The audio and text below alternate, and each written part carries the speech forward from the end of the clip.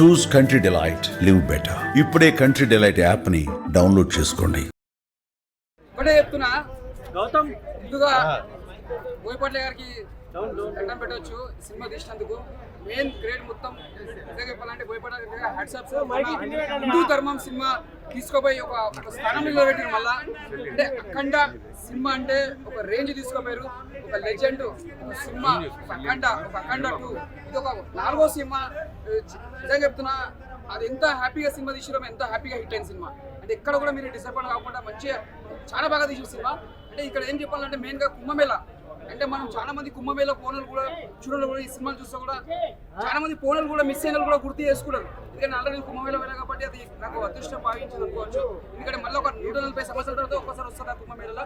అలాంటి దాంట్లో మళ్ళీ కూడా బాలకృష్ణ సినిమా అలా తీసి పోయిపోతారంటే ముందుగా యాక్సెప్ట్ చెప్పాలి. అంటే మళ్ళీ 140 ఇయర్స్ తర్వాత వస్తుంది కుంభమేళలో. అప్పుడు ఎవరు వాళ్ళు తెలియదు. అలాంటి సినిమా మన అఖండ సినిమా తీసిందంటే, మన తెలుగు సినిమా తీసిందంటే చాలా ప్రౌడ్గా ఫీల్ కావాలి. ఇది ఒక తెలుగు కాదు, తమిళ్, కన్నడ, మలయాళం అన్ని భాషలలో ఇది పెద్ద బ్లాక్ బస్టర్.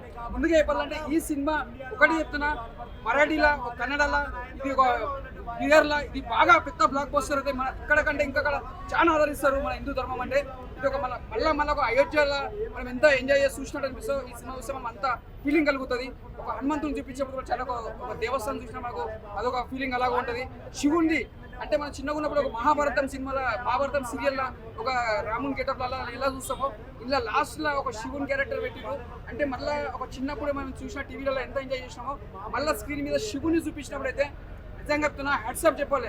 ఆ శివుని గెటప్ కానీ చాలా బాగా చూపించారు బోయపాట్ల గారు. అదొకటి ఏం చెప్పాలి, తమన్ గారు మ్యూజిక్ ఇక్కడ చాలా బాగా కొట్టినారు. వీళ్ళ కాంబినేషన్లో ఎక్కడ కూడా బ్రేక్ కాలేదు. ఇలా కూడా ఈ సినిమాతో ఒక హ్యాట్రిక్ అని చెప్పొచ్చు. ఈ సినిమాకి నేను ఒకటే కోరుకుంటున్నా, అందరి తరఫున ఒకటే కోరుకుంటున్నా, మన ప్రజల తరఫున అందరి తరఫున బోయపాట్ల గారికి ఈ సినిమాకి అవార్డు రావాలి. అవార్డు ఎందుకు రావాలంటే అంత గొప్ప సినిమా తీసిండు మన హిందూ ధర్మం కోసం. ఇలాంటి సినిమాకి అవార్డు ఎంత ఇచ్చినా తక్కువనే, ఆయనకు రావాలి అవార్డు, బాలకృష్ణకి రావాలి. నేను మనస్ఫూర్తిగా కోరుకుంటున్నా. జై బాలయ్య, జై జై బాలయ్య. అఖండ 2 సినిమా అయితే ఒక మిరాకిల్ అన్న, ఒక గూస్ బంప్స్. అసలు ఇలాంటి సినిమాకి 1000 రూపాయలు టికెట్ పెట్టా తక్కువనే అన్న, కానీ 600 రూపీస్ అంటున్నారు. అది రీజనబుల్ రేటే పెట్టారు. కానీ ఈ సినిమాలో స్టోరీ మాత్రం అసలు ఇందులో ఒక దేవుడు లేడు అనే దానికైతే ప్రతి ఒక్క హిందూ మాత్రం ఈ సినిమా చూడాలి. మీరు మాత్రం మిస్ అయితే మాత్రం అది మీ ఇష్టము. కానీ ప్రతి ఒక్కరు చిన్నపిల్లలు కానీ ఫ్యామిలీస్ కానీ ఫ్యామిలీ పరంగా వచ్చి చూసే మూవీ అంటే ఇది. కానీ శివుని రూపం ఉంటుందండి. అది రియల్గా ఒక దేవుడిని శివుడిని చూసిన ఒక ఫీలింగ్ వచ్చేసింది మాకు. కానీ ఇందులో ఒక సెంటిమెంట్ ఏంటంటే, మన బాలకృష్ణ గారి తల్లికి శివుడు బాలకృష్ణ రూపంలో వెళ్ళి ఆమెకు తలకొరి పడతారన్న. ఆ సీన్ మాత్రం అయితే చాలా హైలైట్ అన్న. సినిమా కోసం వచ్చిన మాల ఏం లేదు. అఖండ బాలయ్య గెటప్ బాలయ్య వచ్చిన నేను. హనుమాన్ సీన్ మాత్రం అయితే హైలైట్ అన్న. ఆ హనుమాన్ సీన్ ఆ గదతోటి ఒక్కొక్కరిని కొడుతుంటే అసలు వేరే అన్న సినిమా అయితే. హనుమంతుడు కానీ ప్రతి ఒక్కరు దేవుని చూపించారు. Balayya pan India first cinema. Pan India record కొడుతున్నాను, 100% రికార్డు కొడుతుంది, ప్రపంచ రికార్డు కొడుతుంది. చరిత్రలో ఇలాంటి సినిమా వస్తుంది అనుకోలేదు, చరిత్ర రికార్డు రాస్తుంది. అసలు ఈ సినిమా ఇలాంటి సినిమా మళ్ళీ తీస్తారో లేదో కానీ ఈ దేవుని మాత్రం అయితే ఒక వేరే లెవెల్లో చూపించారు. చాలా అంటే చాలా బాగుంది సినిమా.